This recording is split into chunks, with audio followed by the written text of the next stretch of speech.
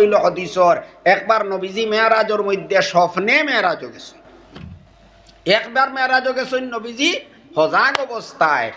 একবারে নিজর শরীর লইয়া পবিত্র শরীর লইয়া সজাগ অবস্থায় গেছেন আরো 5 বার স্বপ্ন যুগে তাই মেরাজের মধ্যে গেছেন ওলা একবার মেরাজের মধ্যে গেছেন দুইজন ফিরিস্তায় তানে লইয়া লইয়া গেছেন আর বহুত জিনিস দেখাইছেন আর এক জায়গাত গিয়া দেখলা একটা গাত তুন্দুর ও যেটা রুটি বানায় ওলা এটা আপনার তলেদি গাত করা থাকে উপর বাজু সরু থাকে ওলা থাকে আর ওলা দেখলা বড় একটা গাতর ভিতরে আগুন ইয়া আল্লাহ এত জোরদার এত শক্তিশালী এত গরম আগুনে বুঝা যার যে আপনার একবারে সবটা মানে ভাঙ্গিয়ে ফেলাই দিত ওলা জোরদার আগুন আর এর লগে লগে দেখলা এর ভিতরে খালি বেঠিন আর বেঠায় ও আগুনের ভিতরে আর ইটা খালি চিল্লাইতরা আর খান্দিতরা আর ইতার শরীরও একটা এক নাল কাপড় নাই হাবুগুলি লেংটা আর উলঙ্গ নবীজি কইলা রে বা আচরিত ঘটনা ইটা কি ইনো কিতা ইটা ইগুন করগুন ইতার এই অবস্থা কেনে ও ফিরিস্তা হলে কইলা আপনি আরো তুলা আগে যাওকা এটা সারা আপনারে আমরা সারা বাঙ্গিয়া হইব ও বাদে তারা বাঙ্গিয়া হইলা ইগুন জিনাকার নাউজুবিল্লাহ মিন যালিক ইনো দুই জিনিস আমরার বুঝার আছে আজ যদি আমরা মা বইন হল পর্দার সহিত তা হইন না আমরা যদি আমরার চৌকরে যদি বাছাইয়া রাখি না তাহলে আমরা যদি ইলা পাপ খাজর মধ্যে লিপ্ত হয়ে যাই আমরার কত বড় পরিণাম যে কঠিন পরিণাম আমরা রইব কত বড় আযাবের মধ্যে আমরা গিয়া মুবতলা হইব এর লাগি এই দিকেও আমরার সতর্ক থাকা দরকার যে দেখুন চাই জিনাকার হলর আযাব কত কঠিন ইয়া আল্লাহ আগুইনে যে সময় উফরে দি জোর করে ইগুন তোরে হাবুগুলিরে উফরে উঠাইলা বুঝা যায় বার করিয়া বারে ফেলাই দিত কিন্তু না বারে ফেলায় না আবার আগুন তুলা থামি যায় তলে যায় আবার আগুইনে যখন জোর করে তখন বুঝা যায় বার করিয়া ফেলাই দিব আবার আগুন থামি যায় তখন তলে আয় আর খালি চিল্লাইতরা আর খান্দিতরা আর করবার কোনো উপায় নাই তার এই অবস্থা তারার একদিকে তো আমরা পাইলাম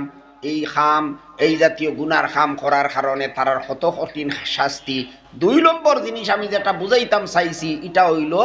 দুজখর মধ্যে আল্লাহ যখন ফালাইবা তখন আস্থা মানুষ দুজখর আগুইনে জ্বালাইব নাউজুবিল্লাহ আঙ্গুলির আগা লাগাইয়া আমরা রাখতাম পারিয়ান না আস্থা মানুষ যদি দুজখর আগুনের ভিতরে জ্বলে তে তার কি অবস্থা হইব খুব কাছাই এ কারণে আমরা ডরারই দরকার যাবতীয় গুনার খাম তাকি আমরা বাঁচিবার চেষ্টা করতাম আল্লাহ তাআলা আমরা তৌফিক দিতা আমরা যেখানে করিলেইছি জানিয়া করি আর না জানিয়া করি এক নাইন খাটাইবার লাইন কিতা আল্লাহ আমরা এক লাইন দিছই আমরা দেরি না করিয়া প্রত্যেকে আল্লাহ তাআলার সামনে খাঁটি মনে তওবা করি লইতাম আল্লাহর কাছে দুঃখিত হইয়া লজ্জিত হইয়া মাফ চাই লইতাম ওয়াদা করি লইতাম ভবিষ্যতে আর করতাম না আল্লাহ আপনি আমরা মাফ করিয়া দেও ভাই হল সাহেব হল আমি তো আয়াতও পড়িছিলাম হাদিসও পড়িছিলাম কিন্তু সময় তো 7টা হই গেছে হ্যাঁ তে সংক্ষেপে আমি আমার কথা শেষ করিলেইমু আর এই যে গুরুত্বপূর্ণ কথা এই কথাগুলো আমরা খুব বালামতে ইয়াদ রাখার চেষ্টা করতাম আল্লাহ আমরারে তৌফিক দিতা আমরা হিম্মত করতাম আমল করার লাগি ভাই হিম্মত লাগে সাহস করা লাগে ইচ্ছা করা লাগে না হইলে আমল হয় না এখানে ছোট আমলও যদিও আপনি ইচ্ছা করুন না তো হইতো নাই আর বড় আমল হোক কঠিন আমল হোক আপনি ইচ্ছা করিলেইলে করিলেইবা কত মানুষে বিড়ি খাবা ছাড়ি দি ফান খাবা বাদ দিলাইন দিন না নি এটা কোনো সোজা কাম নি মদ খাবা বাদ দিলাইন কত মানুষে যে সময় হুনয়ন বলে ইয়া আল্লাহ মদ খাইলে কত ক্ষতি দুনিয়ার সারা ডাক্তার হল একমত কোন নিশা দ্রব্য আজকাল তো খালি মদ নাই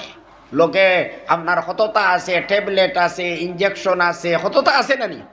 ও ইটা ফান করলে ইটা ব্যবহার করলে মানুষের স্বাস্থ্যর একবারে সর্বনাশ হয়ে যায় ভাই মরার পাতে যেখানে নইব হিকনাই তো আবার বাকি রইল দুনিয়া তো দুজখ আরম্ভ হয়ে যায়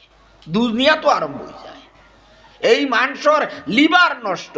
এই মানুষের স্বাস্থ্য বরবাদ সারা দুনিয়া ডাক্তার হলে কইতরা যত দামি মদ খাও না খেনে 1 ফুটা রক্ত জন্মিত নাই একটু টুকরা মাংস তোমার শরীরের মধ্যে জন্মিত নাই, একেবারে কোনো লাভ নাই, স্বাস্থ্যর কোনো উপকার নাই নেশা দ্রব্যর মধ্যে আর মদর মধ্যে। আর এর বাদে কিতা 40 বছর হইবার আগে 60 বছর 70 বছরের বুড়ার তাকি আরো 72 হয়েছি ভাই, ঔষধে আর কোনো কাম করতো নাই। ও অবস্থা হয় নেশা দ্রব্য পান করলে আখিরাতের ক্ষতির তো কোনো সীমা নাই। দুনিয়াত টাকা পয়সা বরবাদ, ইয়া আল্লাহ, মানুষে ইটা অভ্যাস হইয়া আনলে দামি তাকি দামি মদ খাইতো চাইব, ও তখন আর ফাইতো নাই, ফাইতো নাই তে এখন কিতা করতো, চুরি করব, ডাকাতি করব, চুরি করব, ডাকাতি করব, আর কোনটা পায় নাতে মসজিদ আইয়া আমাইয়া গড়িয়ে গড়িয়ে যাইব গিয়া নিয়ে বেশি লইব, আরো খেওরের বিশ্রাত কোনটা পায় নাতে হবিদুক গুলিয়া যাইব গিয়া, ও তা করবো, চুরি করবো। এর বাদে গরু গিয়া হামাইয়া ফুয়ারেও আরাম দিত নাই, ফুড়িরেও আরাম দিত নাই, বউরেও আরাম দিত নাই, ইতারে বালা করি খাবাইতো নাই, কাপড় চুপড়ও দিতে পারতো নাই, সারা সর্বনাশ। আর আখেরত যাওয়ার বাদে তো আসল শাস্তি তার আরম্ভ হইতো। ও ইতা হুনার বাদে একজন নিশাকুর মানুষ যদি হয় তাহলে সাহস করিয়া হ্যাঁ নিশা বাদ দিলে, বুঝদার সমঝদার মানুষ যারা, এরা নিশার দাল লয় না, এরা বাদ দিলায়, এরা কই রে ইয়া আল্লাহ আমার যত কষ্ট হোক না কেন আমি আর মুখো এই জাতীয় না পাক